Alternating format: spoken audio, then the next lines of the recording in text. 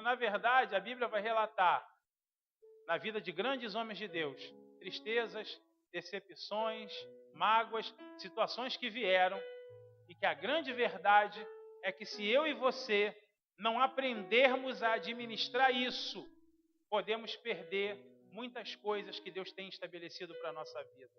Em especial nessa noite, a vida de José nos revela dois tipos de integridade: a integridade antes da bênção e a integridade depois da bênção. A integridade antes da vitória e a integridade depois da vitória. Nós vamos observar aqui que muitas vezes, depois da vitória, a coisa pode ficar mais complicada do que nós imaginamos. Porque há uma necessidade de respostas que vamos começar a dar a Deus, porque agora passamos para um outro nível, estamos debaixo de uma outra autoridade, e a grande verdade é que eu posso me tornar alguém amargo, arrogante, soberbo, eu posso me tornar alguém que verdadeiramente não vai saber lidar com a posição que Deus nos coloca. E eu digo a você, digo por experiência, porque trabalho no ramo evangélico, já trabalho há 20 anos, e quantas pessoas eu vi alcançarem lugares, mas quando chegaram a esses lugares, esqueceram dos seus sentimentos e o próprio Deus os retrocedeu de uma maneira terrível. Eu conheci um homem que, quando começou a sua história, ele começou simplesmente com uma banquinha de madeira.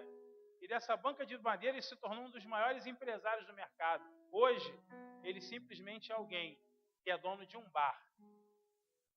Não caberia tempo de contar a história toda, mas é algo assim, como diz o meu amigo, surreal. Surreal, é surreal. É surreal. Pelos acontecimentos, então, eu preciso entender uma coisa, querido: pós-bênção é algo importante. Administrar cada coisa que Deus coloca na nossa mão é importante. Então eu preciso aprender. 3 coisas nós precisamos aprender. O que fazer quando se chega na vitória?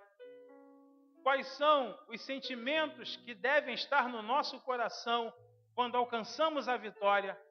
E o que fazer na primeira oportunidade depois da nossa vitória? A vida de José vai nos revelar pilares da graça na exaltação de Deus. Diga, pilares da graça na exaltação de Deus. Preste bem atenção.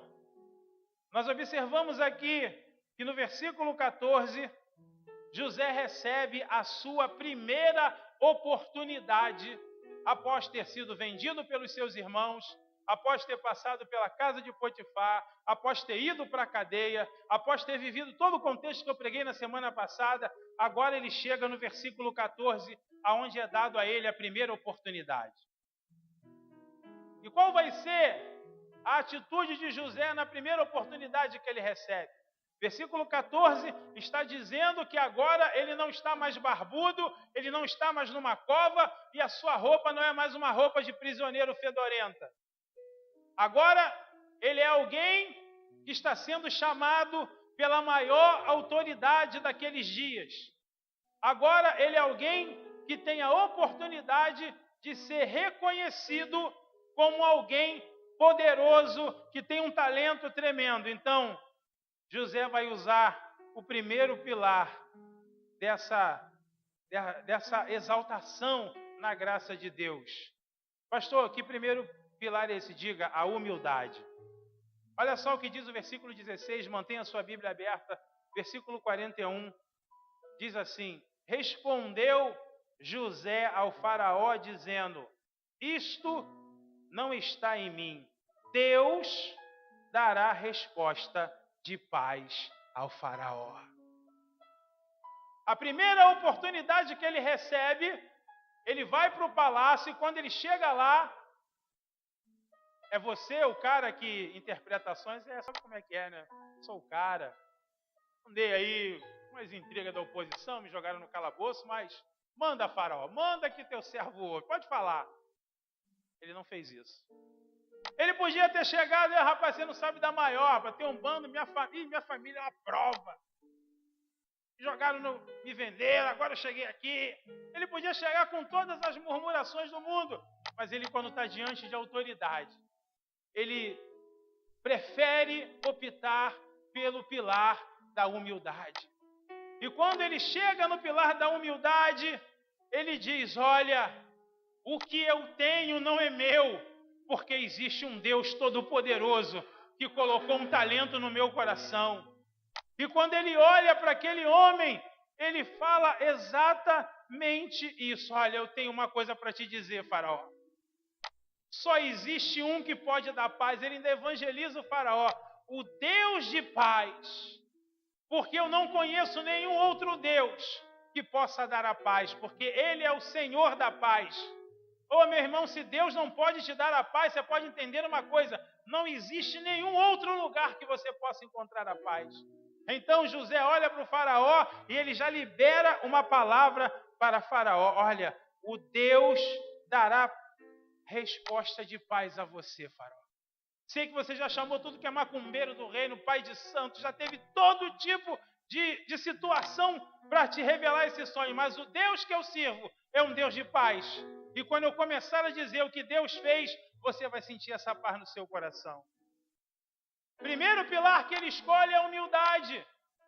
Ele não coloca mágoa, ele não coloca arrogância, ele não coloca absolutamente nada para que ele pudesse impressionar Faraó naquela hora. A única coisa que ele faz é se humilhar e reconhecer que o dom que estava dentro dele era o dom que Deus havia colocado.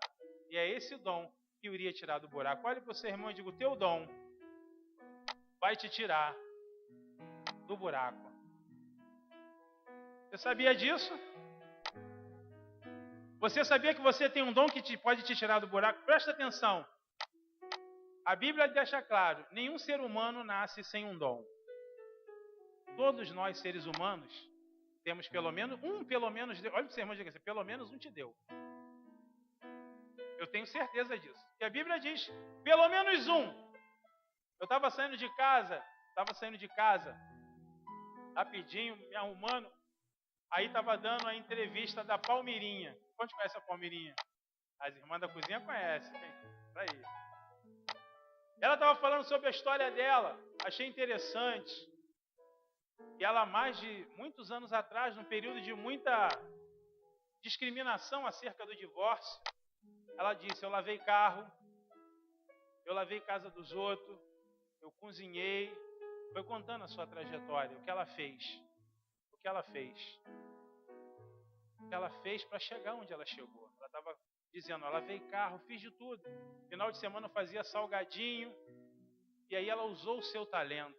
Muitas pessoas acham que o seu talento, porque ele não fez uma grande faculdade, ele não tem um talento. Querido, eu aconselho a você a ler um livro chamado Oportunidades Disfarçadas. Esse livro conta como surgiram as maiores empresas. Um homem sai para vender livro todo dia. Isso, é claro, não dá mais para fazer. Foi mais de 50 anos atrás, porque agora é tudo na internet. Ele batia na porta da casa dos outros e falava assim: quer um livro? Ele viu que era difícil vender livro. O que ele fez? Batia na casa dos outros: olha, se você comprar o meu livro, tem um perfume aqui importado. Eu sei que o senhor é um homem elegante, gosta de um perfume importado. E dava um perfume importado. Viu a mulher: olha, compra esse batom, esse livro aqui, tu ganha um batom. Resultado da história: ele deixou de vender livro e fundou a Avon, a maior empresa de cosméticos do mundo. Muitas vezes, o talento está na nossa mão. José não se vangloriou por causa disso. Ele simplesmente olhou e ele disse a Faraó: há algo em mim que Deus colocou. Então diga: primeiro pilar, humildade. Agora preste bem atenção. Depois de uma grande guerra, diga: depois de uma grande guerra, de uma grande crise, 2 filhos precisam nascer. Pastor, que é isso? Já não estou podendo mais ser mãe, homem não tem filho, é verdade. Mas precisam 2 filhos nascerem, querido, no meio da crise. Eu vou te falar quais são eles. Em Gênesis 41, a partir do versículo 51, a Bíblia vai dizer que 2 filhos nasceram de José. Ele interpreta o sonho de Faraó, a história dele é mudada, ele não mora mais na cova, agora ele foi morar no palácio. Agora o Faraó olhou para ele e disse: olha, já que você interpretou meu sonho, tome esse anel, abaixo do trono, você comanda tudo, você vai ser o ministro de agricultura, o ministro de finanças do meu país, é você que vai controlar o que vende, o que compra, é com você. Então, depois que Deus muda a história de José, nós temos aqui uma coisa interessante, versículo 51. E chamou José, capítulo 41, versículo 51 de Gênesis. E chamou José o nome do primogênito Manassés, diga Manassés, porque disse: Deus me fez esquecer do meu trabalho e da casa de meu pai. Ei, meu irmão, precisamos aprender a esquecer aquilo que nos perturba. E mais uma vez José está em Deus dizendo: Deus me fez esquecer. O que significa que ele está dizendo: olha, eu pela minha natureza não esqueceria, mas porque conheço a palavra de Deus, ela renova o meu entendimento, ela renova a minha sabedoria, ela abre a minha visão e ela me mostra que eu preciso esquecer.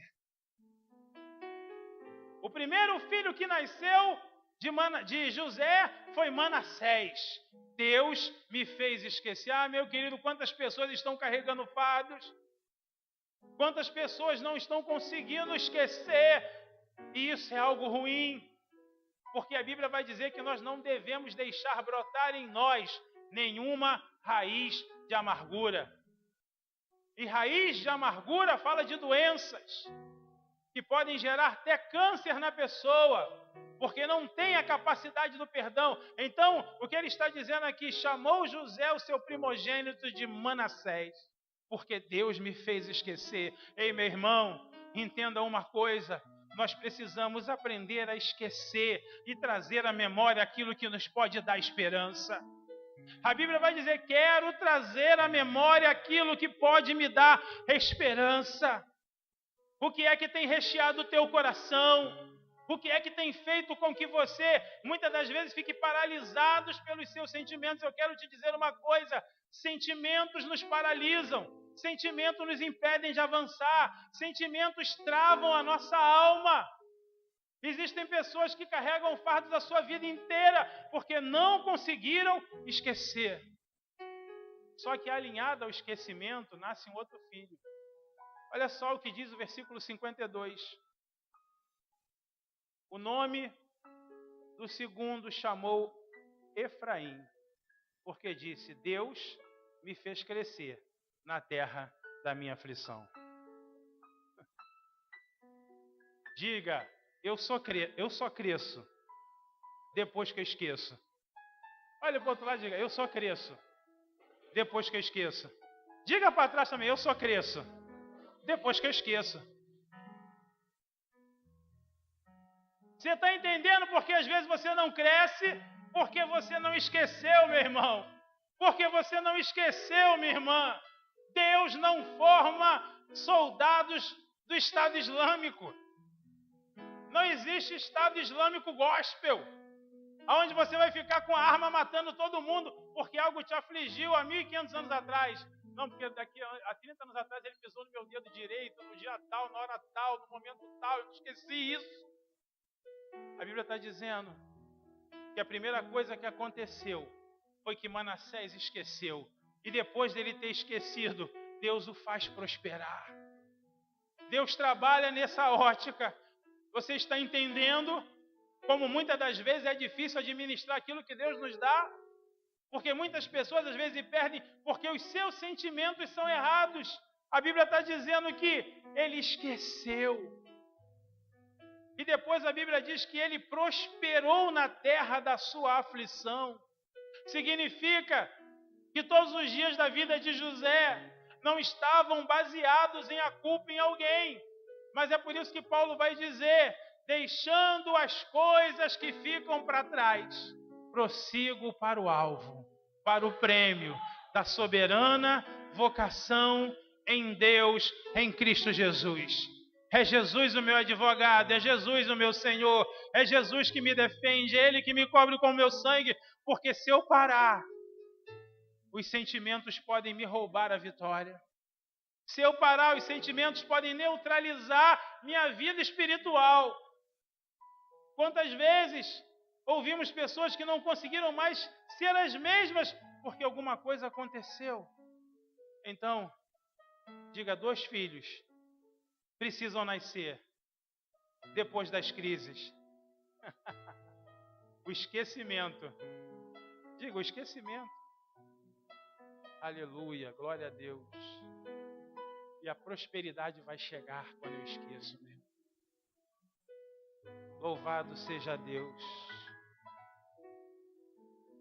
Uma outra coisa que eu aprendo com a vida de José. Diga, o poder não lhe tornou vingativo. Olha só o que diz Gênesis 42, versículo de número 6. A palavra de Deus diz assim: José, pois, era o governador daquela terra. Ele vendia a todo o povo da terra. E os irmãos de José vieram e inclinaram-se ante ele com a face na terra. Quando chegamos aqui, José vai começar a estabelecer um plano para trazer a sua família de volta.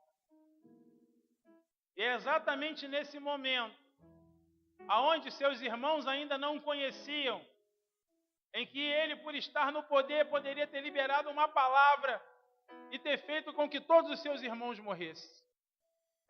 O que eu quero dizer para você, querido, é que Deus, Ele move processos na nossa vida, não para nos tornarmos vingativos, não para nos tornarmos soberbos, mas Ele promove sentimentos na nossa vida para que possamos dar grandeza ao Seu reino. E é por isso que chegar a alguns lugares demanda uma determinada administração. E o que eu estou vendo aqui na vida de José é que na hora em que ele está governando, na hora em que ele está mandando, na hora em que ele está podendo fazer tudo aquilo que ele poderia fazer na sua mente, ele olha para a sua família e ele não libera nenhuma palavra de juízo. O que nós precisamos entender é que Deus não nos levanta para massacrarmos outras pessoas. Deus não nos levanta para verdadeiramente trucidar pessoas. Deus nos levanta para abençoar pessoas. Você pode dizer amém por isso? O que o texto está mostrando é que José está em pleno exercício do seu governo. Ele tirou o Egito da crise. Existe sobre ele uma grande honra. Existe sobre ele uma grande autoridade. Ele não pega isso para ferir pessoas. Ele não pega isso para matar seus irmãos. Então, ele verdadeiramente usa mais um pilar da graça de Deus. Ele não se tornou alguém vingativo. Ele se tornou alguém que vai manifestar a graça de Deus. Quando chegamos em Gênesis 45, abra sua Bíblia lá.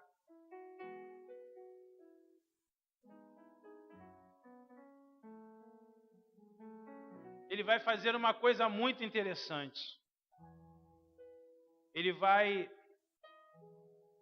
trazer à luz o seu coração. Diga, é necessário abrir o coração sem mágoas e andar na luz. Preste bem atenção. Existe um momento na vida de José. E existe um momento na vida de todo homem e mulher de Deus. Extremamente interessante. Lucas 17, versículo 3, conferir, diz assim: se teu irmão pecar contra ti, repreende-o. E se ele se arrepender, perdoa. O princípio do perdão que Jesus estabeleceu em Lucas 17, versículo 3, está baseado em um juízo. Pastor, o que é isso? Como eu, como cristão, posso entender essa questão que o senhor está falando, chamada juízo? É simples, meu irmão. Se você tem algo contra alguém, Se você tem um sentimento de mágoa contra alguém, se alguém na sua trajetória de vida causou algo a você que trouxe uma determinada mágoa, sente com essa pessoa e traga à luz aquilo que precisa ser conversado entre as partes. Um cristão não carrega mágoas, ele olha nos olhos e resolve a situação. Gênesis, versículo 45, diz assim: então José não se podia conter diante de todos os que estavam com ele, e clamou: fazei sair daqui todo varão. Ninguém ficou com ele quando José se deu a conhecer a seus irmãos. Versículo 2 diz: levantou sua voz com choro, de maneira que os egípcios ouviam e a casa de Faraó ouviu. 12 anos se passaram aqui, do dia em que José foi vendido até a hora em que ele se apresenta à sua família, entre 12 e 13 anos. E agora, você sabe o que ele está fazendo? Ele está colocando para fora todos os seus sentimentos. A Bíblia diz que os gritos de José eram tão grandes, mas tão grandes, que verdadeiramente da casa de Faraó, que havia uma certa distância, se ouvia. Ele estava abrindo o seu coração, ele estava colocando para fora. Então significa que não podemos ser um lixo humano a vida toda. Quando eu digo lixo, digo de carregar sentimentos ruins. Chega uma hora em que o armário tem que ser aberto. Chega uma hora em que a casa precisa receber vento. Chega uma hora onde a luz tem que ser acesa. E todos os demônios exorcizados e a cruz de Cristo colocada para que haja redenção, para que haja cura, para que haja milagre. Se a cruz de Cristo não é levantada nesse momento, se o sangue do Cordeiro não passa pela nossa alma, seremos simplesmente um lixo humano, carregando sentimentos ruins, maldosos, esperando uma oportunidade para pegar alguém na curva. E o que José faz? Depois de estar sendo dono da bênção, depois de estar numa alta posição de autoridade, depois de estar sob o favor do imperador, que era o Faraó, ele se reúne, chama seus irmãos e ele abre o seu coração. Então, querido, eu preciso entender, existem horas em que não vai ter jeito, existem horas em que você vai ter que abrir o coração. Talvez você esteja adiando isso, talvez você esteja protelando isso, talvez você esteja retendo isso, mas vai chegar uma hora em que, se você, dentro da sua trajetória de vida, sofreu algum trauma, alguma coisa, que você acha que aquilo ainda não foi resolvido, é você sentar, olhar nos olhos e trazer a luz. Mas aí chegamos à segunda parte, à próxima parte. Olha só o que José entendeu sobre aquilo que ele passou. Diga: as minhas guerras,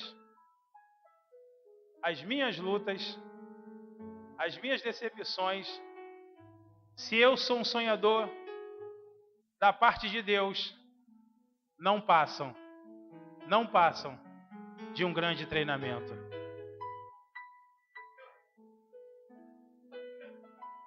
Gênesis 45, versículo 4. Olha só o que diz a palavra de Deus. Quantos acharam, digam amém. E disse José a seus irmãos: peço-vos, chegai-vos a mim. E chegaram-se. Então ele disse: eu sou José, vosso irmão, a quem vendeste para o Egito. Agora, pois, não vos entristeçais, nem vos pese os vossos olhos, por haverdes vendido para cá. Porque para a conservação da vida, diga, conservação da vida, Deus me enviou diante da vossa face. Você sabe o que José está dizendo aqui? Se eu tivesse ficado na casa do meu pai, eu ia ser palermo igual vocês. Português claro. Se eu não tivesse aceitado o treinamento de Deus, eu não seria ninguém. Se eu não me engano, é o versículo 42, capítulo 42 diz que quando Jacó manda eles buscarem mantimento, vão 10 irmãos.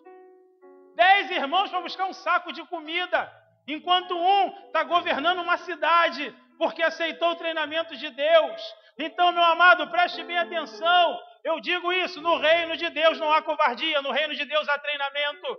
Quando ele olhou para os seus irmãos, ele disse: graças a Deus que eu não me tornei um cara de minhoca, graças a Deus que eu aprendi a guerrear, graças a Deus que eu aprendi a conquistar. Não fica triste não, porque o que aconteceu na minha vida foi bênção, foi treinamento de Deus. A tristeza, a mágoa, eu aprendi a lidar com tudo isso para chegar aonde Deus me colocou. Ei! Olhe para a pessoa que está ao seu lado e diga: eu estou sentado diante de um treinado por Deus.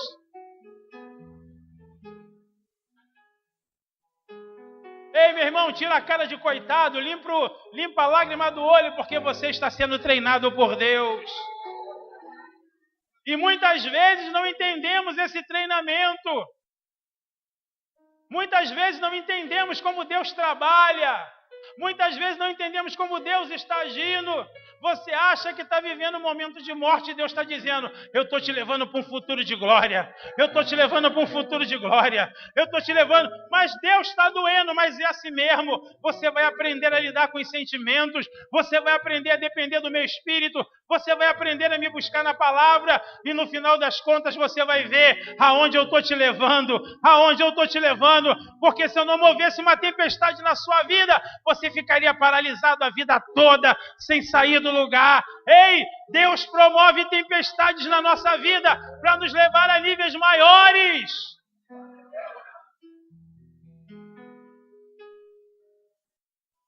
O que eu faço hoje, vocês não entendem. O que eu faço hoje, vocês não entendem. Mas amanhã, vocês vão entender.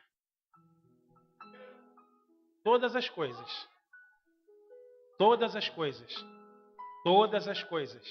contribuem para o bem daqueles que amam a Deus. Nós estamos vivendo um tempo de muito crente fragilizado. É tempo de se focar para a palavra e entender que muitas vezes aquilo que Deus está fazendo parece cruel, parece desumano, mas é Ele movimentando a nossa história. Qual teria sido o futuro de José se ele tivesse ficado na casa de seus pais? Qual teria sido o futuro de José se essa grande adversidade não viesse sobre a vida dele? Vou te dizer, ia ser um moleque enjoado, ruim de aturar, ia ser um nojo. E ele tinha uma túnica colorida.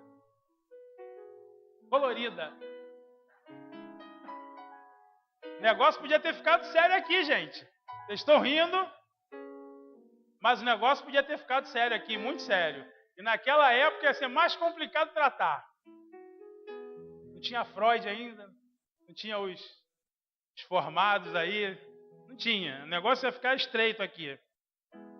Porque os irmãos estavam na ralação, ele chegava: olha a minha túnica colorida, a minha colorida a minha túnica. A minha túnica é diferente da de vocês. E caguetava os irmãos para o pai. Aí, sabe fulano, só mandou fazer isso, não fez. Sabe ciclano, ele caguetava a turma toda. E agora, depois de todo o processo de Deus, depois de todas as crises que ele passou, agora Deus está olhando para ele, ele está olhando para os seus irmãos e dizendo: graças a Deus, o que aconteceu comigo não foi para a morte, foi para a vida. Ah, meu irmão, preste atenção no que eu vou te dizer. O Espírito Santo está me incomodando e fala isso. Eu durante um tempo não entendi algumas coisas, mas eu vou te explicar. Olhe para a pessoa que está ao seu lado e diga: pare de ter pena de quem Deus está treinando. Pastor, por que eu tenho que parar de ter pena de quem Deus está treinando? Porque você pode entrar no vento, você pode receber o vento que não é para você passar. Eu não sei porque eu vou falar isso, mas Deus tocou no meu coração para falar. Certa vez, Deus fez uma ilustração comigo. Deus fez uma ilustração comigo muito interessante. É fácil de entender essa ilustração. Você tem um filho, e esse filho não está caminhando da maneira que você... Quantos são pais aqui? Seu filho não está caminhando da maneira que você gostaria. Então você, como pai, começa a tomar algumas atitudes relacionadas a esse filho. Você pega esse filho, vamos dizer, você coloca ele sentado de castigo. Você coloca ele sentado. Ele vai ficar sentado. Ele precisa ficar sentado. Ele está lá sentado. Aí, de repente, chega um tio, ou chega alguém, pergunta: Joãozinho, o que você está fazendo? Não, meu pai me botou de castigo. Ele disse que eu devo ficar sentado aqui, esperando a ordem dele. E nada, rapaz. Vamos ali tomar um sorvete, depois eu me entendo com teu pai. Aí você pega aquela criança e você sai. Aí você chega em casa, botei Joãozinho sentado ali. Aí alguém diz: não, mas fulano veio aqui, pegou ele. Disse que ele tinha que tomar um sorvete, que estava fazendo muito calor, que ele tinha que dar uma volta, então ele tirou dali. Pergunta que eu faço a você, pai, qual seria a sua reação? Para dizer os palavrões.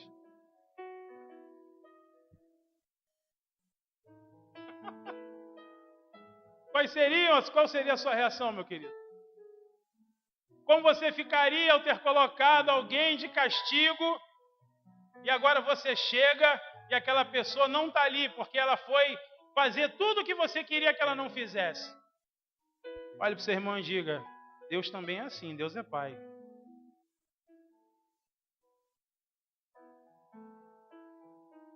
Deus é Pai. A gente vive tempo de crente comprando briga que nem sabe, assumindo guerra que está totalmente por fora e depois não entende algumas coisas. A Bíblia está dizendo aqui claramente, querido, que o treinamento de José, o treinamento de Davi, o treinamento de Moisés, o treinamento de Jesus, o treinamento dos grandes homens de Deus, o treinamento de Daniel foram baseados em verdadeiras marcas de Deus na sua alma.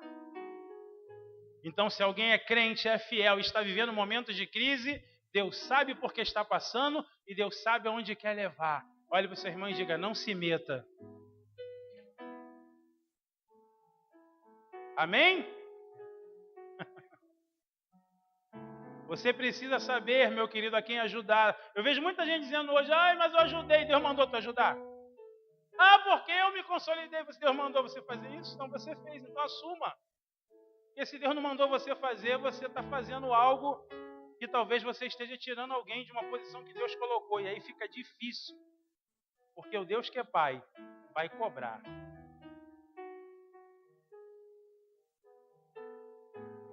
Os glórias acabaram. Eu já ajudei quem não era para ajudar, irmão. É um vento muito grande.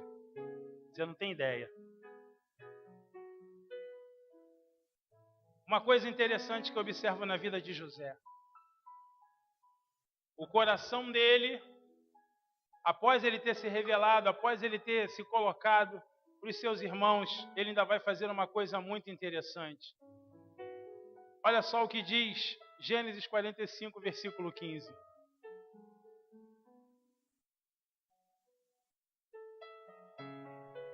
Diga: José não pagou com a mesma moeda. Diga: quando eu for abençoado, quando Deus me fazer chegar, não pagarei com a mesma moeda. Amém? Porque Jesus vai dizer: amarás o teu próximo como a ti mesmo. Olha só o que José faz no versículo 15 do capítulo 45 de Gênesis. Amém? E beijou todos os seus irmãos, chorou sobre eles. Depois seus irmãos falaram com ele. E a nova ouviu-se na casa de Faraó, dizendo: os irmãos de José são vindos. E pareceu bem aos olhos de Faraó e aos olhos dos seus servos. E disse Faraó a José: dize a teus irmãos, fazei isso. Carregai os vossos animais e parti, e tornai a terra de Canaã. Tornai ao vosso pai e à vossa família, e vinde a mim, e eu vos darei o melhor da terra do Egito. Comereis a fartura da terra. A ti, pois, ordenando fazer isso, tomai vós da terra do Egito carros para os vossos meninos, para as vossas mulheres, para o vosso pai, e vide, e não vos pese coisa alguma das vossas alfaias, porque o melhor de toda a terra do Egito será vosso. Diga, o melhor de toda a terra do Egito será vosso. José se tornou fonte de bênção. Mas o mais interessante é que eu estou pregando sobre sonho e fantasia, e eu expliquei na primeira mensagem que os irmãos de José eram aqueles da fantasia. Olha só o que diz o versículo 24 do capítulo 45. Despediu os seus irmãos e o quê? E disse-lhes, não contendais no caminho. Não contendais no caminho. Você sabe o significado da palavra contenda no hebraico? Emoções violentas, perturbação, ira, provocação. Sabe o que José falou com seus irmãos? E aí que vem a grande lição. Olha só, eu já conheço vocês, já fui treinado, estou abençoando a vida de vocês, porque vocês são cara de minhoca, vocês não iam conquistar nada disso, conquistaram, porque eu cheguei. Tem hora que tem que tirar uma ondinha, né? E aí ele chega e fala o seguinte, vocês vão embora, mas não vai tirando onda com a cara dos outros até chegar em Canaã. Não vai dizendo assim, agora sou irmão de José, olha aí o meu gado, olha aí meu carro. O faraó deu carro para eles, o faraó deu tudo, José liberou a bênção. E aí, José está maduro. E ele está dizendo para eles, olha, não contenda, porque aquilo que vocês estão ganhando, vocês também podem perder. Aquilo que vocês estão recebendo, não contende com ninguém, não tira onda com a cara de ninguém. Trazendo para o carioca, vai na moral, no sapatinho, vai na boa. Para de perturbar os outros, não contendem com ninguém. A Bíblia me mostra mais uma vez, querido, que José ganhou uma visão nessa história. Você ajuda porque quer ajudar, mas você não tem a obrigação de ajudar. É como aquele, você está bem financeiramente, está com muito dinheiro, então você sabe que tem um cara da tua família que nunca te paga, ele te pede R$100, dá o dinheiro. Fala, estou te dando, porque você sabe que não vai receber, então dá. Libera. Você já sabe que não vai receber, irmão, você está com muito. Quiser me emprestar um pouco, você está com muito, então para que você vai? Para que você vai emprestar? Libera o negócio. Não sei que tu não paga mesmo, não, estou te abençoando, estou te abençoando. José falou, está aqui o carro, está aqui tudo, vai. Mas não arruma confusão mais com ninguém, não contende com ninguém. Não sai tirando onda, porque agora vocês são irmãos do príncipe do Egito, do governador do Egito. Não faz isso não, vai na boa. A história de José, querido, termina com uma grande honra. Ele honra a sua família, ele honra seu pai. Mas a grande verdade do que aprendemos nessa noite é que esses sentimentos precisam estar controlados. Em todos esses momentos, essas partes da vida de José, se ele tivesse tomado uma atitude contrária, ele poderia ter perdido a bênção de Deus sobre a sua vida. Ele podia ter perdido algo especial sobre a sua vida. Então nós precisamos aprender uma coisa, que eu preciso ter garra para conquistar a vitória e humildade para manter a vitória. Você precisa ter garra para alcançar a vitória. Diga, eu preciso ter garra para alcançar a vitória e humildade para manter a vitória. Você sabe que muitas pessoas perdem porque elas não consideram as etapas onde Deus o coloca. Quando ele estava como mordomo, ele honrou a posição de mordomo. Quando ele estava como carcereiro da cadeia, ele honrou a posição de carcereiro na cadeia. Quando ele chegou a governador, ele honrou a postura de governador. Às vezes a pessoa está numa determinada posição e ela cisma na cabeça dela. porque ela tem que ir para uma posição mais alta. Aí entra no princípio da fantasia.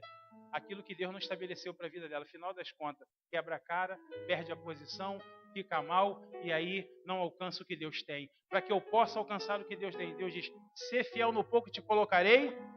Ser fiel no pouco te colocarei. Então, se alguém não chegou no pouco, no muito ainda, querida, é porque não conseguiu ser fiel no pouco. Se alguém não alcançou aquilo que ela diz que devia ter conquistado, é porque não foi fiel naquilo que foi dado na mão. Porque eu não trabalho com um Deus injusto. Eu não conheço um Deus injusto.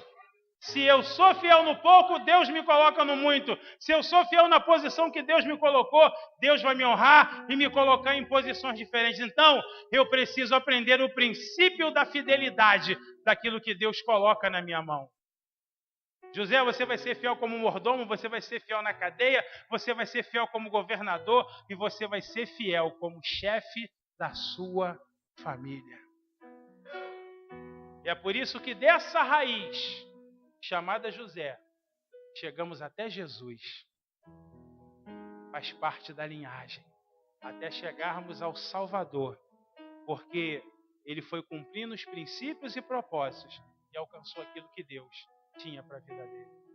Que o Senhor nos ensine, através da sua palavra, a dominarmos os nossos sentimentos para alcançarmos o melhor de Deus.